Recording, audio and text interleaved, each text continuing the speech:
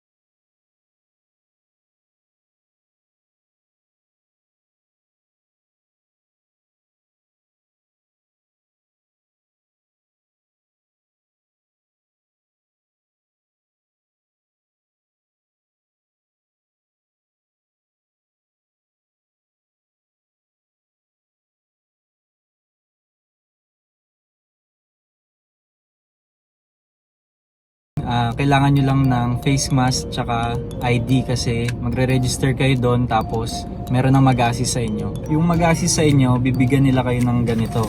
Ito yung updated na list ng kanilang mga available cars. So para sa mga hindi pa muna makakapunta, bigyan ko lang kayo ng idea kung ano yung mga nakasulat dito. So open sila ng Monday to Sunday, 8:30 AM to 5 PM. So guys, kung may nagustuhan kayong sasakyan, magbibigay lang kayo ng 5,000 pesos na reservation fee. Tapos wala silang bidding doon at priority nila yung bibili ng in cash or yung mag-financing via UCPB Auto Loan. Pero open din naman sila sa non-UCPB clients. Advice ko lang din na check nyo maigi yung bibilihin yung sasakyan dahil as is where is yung condition ng lahat. Tapos responsibility na ni buyer yung pag-transfer of ownership tsaka yung license plates. Pero i-assist naman nila kayo sa pag-provide ng necessary documents. So pag na-award na sa inyo yung unit, kailangan yung bayaran to within 3 banking days at masubmit yung mga requirements na nandito na rin sa papel na to. So yun lang guys, ganun lang kadali yung proseso nila at kung gusto nyo makita yung full list ng mga sasakyan doon, nandyan naman yun sa website nila. That's it guys, sana nakatulong yung video na to para magkaroon kayo ng idea at pwede nyo rin panoorin yung iba kong videos para makompare nyo. Yun lang, maraming salamat sa mga nanood hanggang dulo ng video na to and I'll see you on my next vlog.